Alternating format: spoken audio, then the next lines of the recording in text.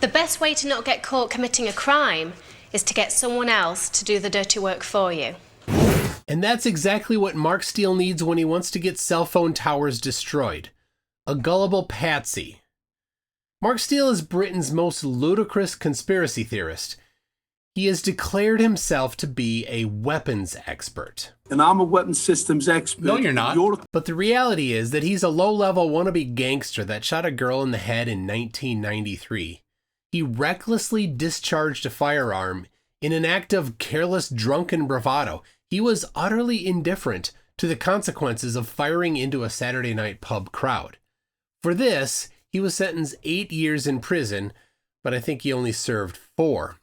And today he claims he's a weapons expert. Very, very expert. Unless sharpening a toothbrush into a prison shank qualifies as weapons expertise, he's clearly lying.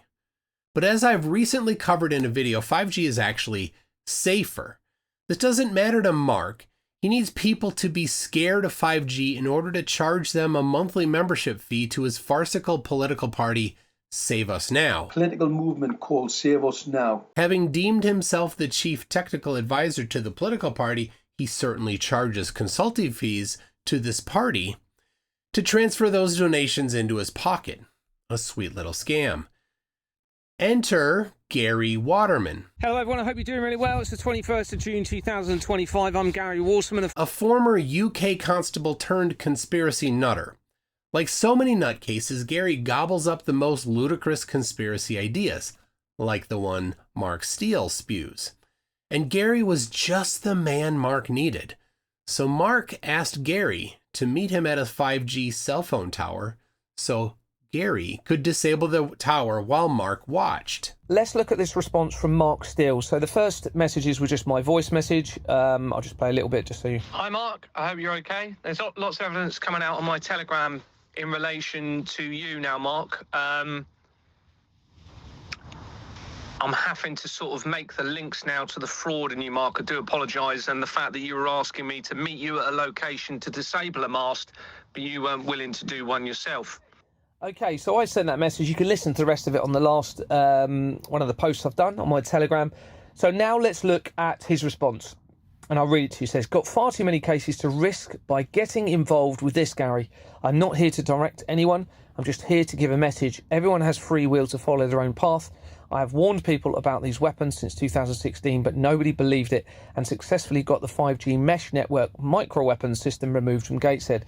Now that I have the government on the ropes over this, I wouldn't risk all of that, all the people I'm assisting against this by getting remanded for your suggestion. Now, bearing in mind, Mark has, he was going to meet me at a location for me to disable the mast. Okay, for me to disable the mast and him be part of that.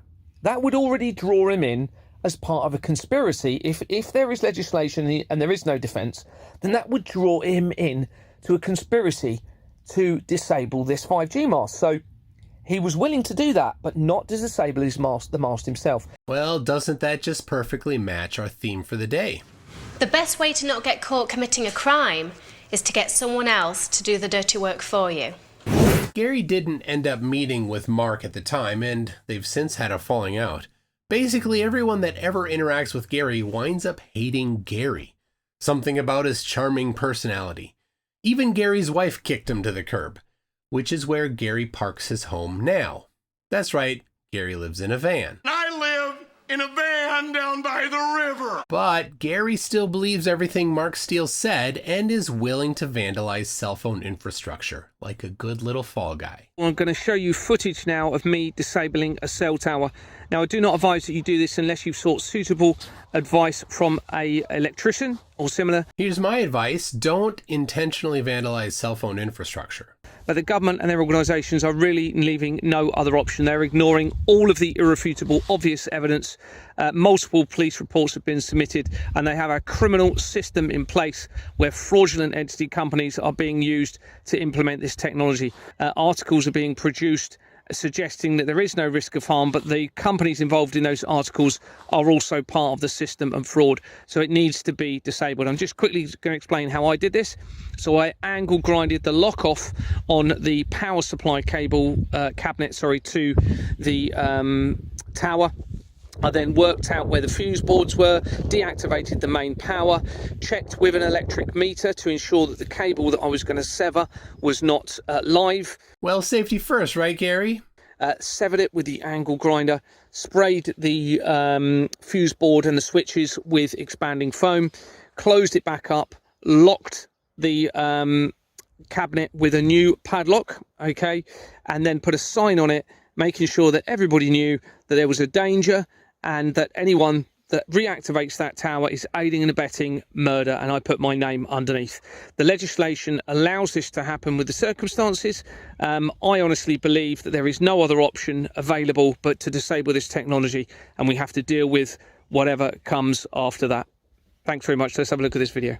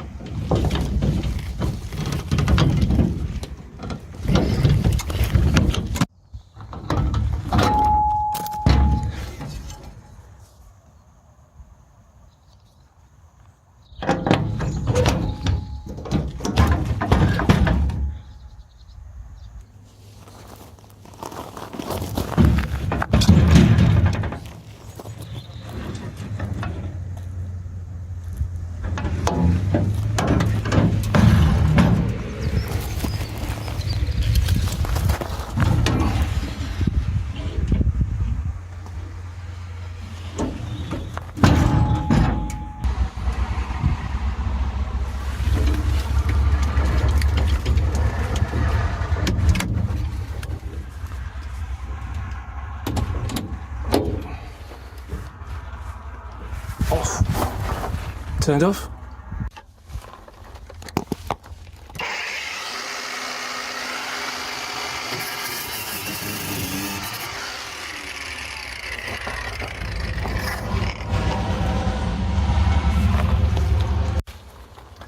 Severed cable, power off, expanding foam just on there. Sign. Danger, exposed cable. Anyone that reactivates this tower is aiding and abetting the murder. Aiding and abetting murder, former police constable Gary Wortman. Extra lock, put on.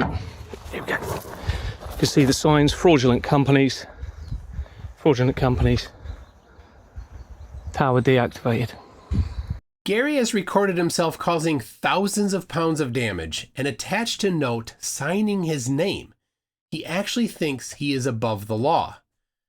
In the video, Gary didn't say where this was, and he doesn't have a permanent address. Remember where he lives? Living in a van down by the river. But we can narrow down the location a bit. In March, Gary was in a bank in Elgin, Scotland, in the far north of Scotland, just across the bay from Craggy Island. He destroyed that property in June, so he might still be in Scotland, northern Scotland, in fact, and it's a very rural area. So if you recognize this location, let me know.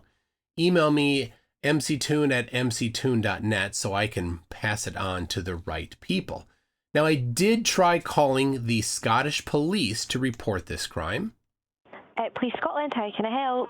Yeah, I want to report some vandalism. All right, okay. I'll need to take some details from yourself. What is your best contact number? So in regards to obviously the crime that's happened in Scotland. Yes, it has. Okay, so what's happened? So somebody damaged, actually destroyed a cell phone tower in Scotland, and he recorded it and published it on YouTube.